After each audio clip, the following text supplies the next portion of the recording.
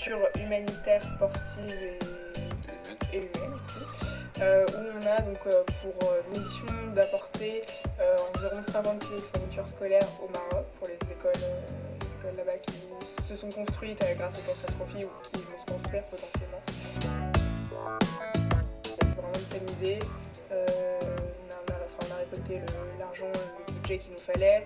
On s'est amusé, je pense, aussi en faisant ça. Et après, voilà, c'est toute la durée du raid. Ça va vraiment être de profiter avec les autres équipages, de profiter de notre aventure. Pas 2 ans avant, mais comme tout le monde, au JT de 20h, je voyais tous les ans le 4L Trophy, le départ de Pierre et tout ça. Je me suis dit pourquoi pas, ça peut faire un mini Dakar en fait à l'échelle d'un étudiant avec un budget beaucoup moins conséquent.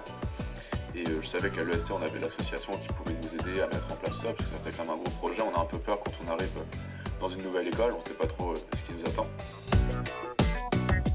On se connaissait depuis le début de l'année, depuis septembre, et puis il y a eu cette journée des associations, enfin forum des associations qui avait eu lieu dans la rue intérieure. On a bien divisé, plutôt bien divisé les tâches dans le sens où Agathe est très sur l'administratif, elle tient les comptes.